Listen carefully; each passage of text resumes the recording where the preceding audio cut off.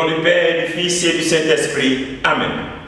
Envoie ton Esprit, Seigneur, pour renouveler la terre, afin que l'unique langue parlée et comprise par tous les peuples soit celle de la paix, de l'amour et de la vérité.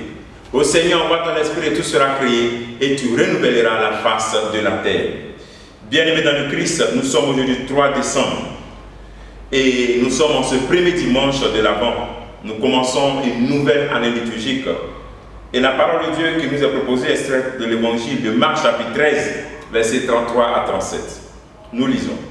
En ce temps-là, Jésus disait à ses disciples, « Prenez garde, restez éveillés, car vous ne savez pas quand ce sera le moment.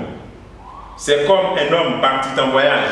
En quittant sa maison, il a donné tout pouvoir à ses serviteurs.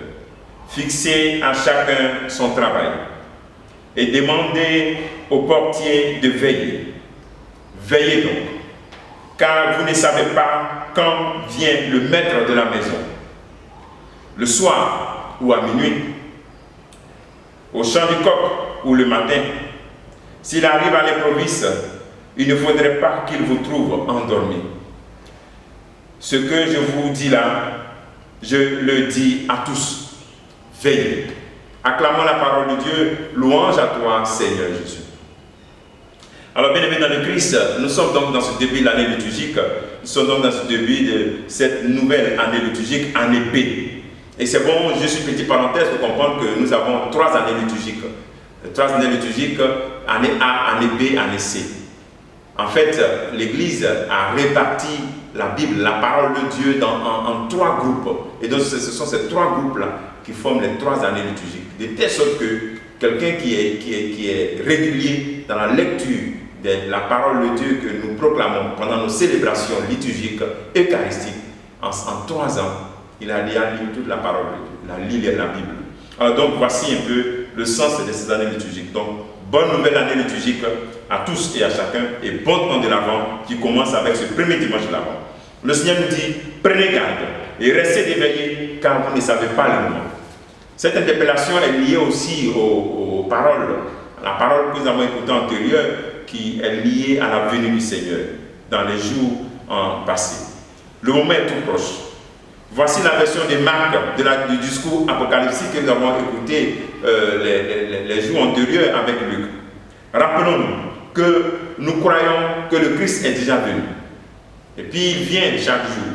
Il vient dans notre vie. Et ensuite, il viendra encore, deuxième venue. Il viendra. Donc, il est déjà venu et nous préparons à célébrer cela. Le fait qu'il soit déjà venu, ça on va célébrer bientôt à la célébration, à la fête de Noël. Maintenant aussi, il viendra encore pour nous ouvrir les chemins du salut. Il viendra de nouveau, revêtu de sa gloire. C'est de ces textes-là, c'est de cela que parlaient les textes que nous avons écoutés les jours antérieurs. Et ce texte est lié un peu à cette deuxième venue-là du Christ.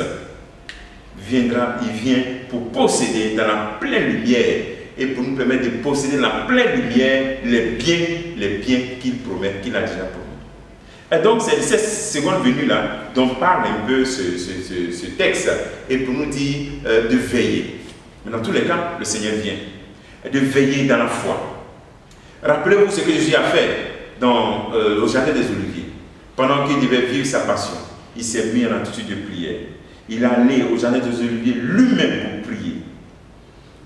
Donc, le Seigneur nous rappelle qu'il y a un compte à rendre. La première attitude de celui qui veille, c'est la prière, l'intimité avec Jésus-Christ, l'intimité avec Dieu. Et ensuite, de comprendre qui nous sommes, que nous sommes des administrateurs. Cette attitude est tellement importante. Quelqu'un ne peut pas dire que c'est mon corps, il fait ce qu'il veut mon corps. Quelqu'un qui sait que son corps est un don, et quand on t'a donné, tu dois rendre compte de cela. Tu n'as pas dit ça. Alors donc, voici, nous sommes des administrateurs. C'est pour ça qu'il donne cette image. Que le chef a donné le travail, il va partir, il ne sait pas à quelle heure il va venir. Quand il va venir, il faut que tout soit prêt. Le maître revient, il va nous demander des comptes. Est-ce que tu te considères comme un administrateur? Tu te considères ta vie comme quelque chose que tu dois administrer et que Dieu t'a donné et que tu dois lui rendre compte de cela? Est-ce que tu es en train de vivre ta vie comme une vie dont on doit rendre compte à quelqu'un ou bien tu vis comme ça? Donc veillez pour ne pas vous endormir, ne pas rester là et penser qu'on a tout le temps devant nous. Ne parler de cela et penser que la vie est là devant nous. Nous n'avons pas toute la vie. Et c'est maintenant. Et pour nous préparer à recevoir encore, à renouveler la présence du Christ, à lui dire merci parce qu'il est venu pour nous sauver, il faut encore trouver un temps de repentance. Pose-toi la question.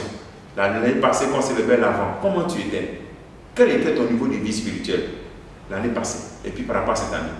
Est-ce que tu as grandi ou bien tu étais enfoncé encore? Le moment est opportun pour que tu puisses te relever et puis rester éveillé. Voici le travail que tu peux te poser, voici la question que tu peux te poser en ce jour. Par rapport à l'avant de l'année passée, le temps de l'avant et puis l'avant de cette année, où j'en suis? Qu'est-ce que je dois faire? Que le Seigneur te bénisse et que nous bénissions ce jour. Au nom du Père et du Fils et du Saint-Esprit. Amen.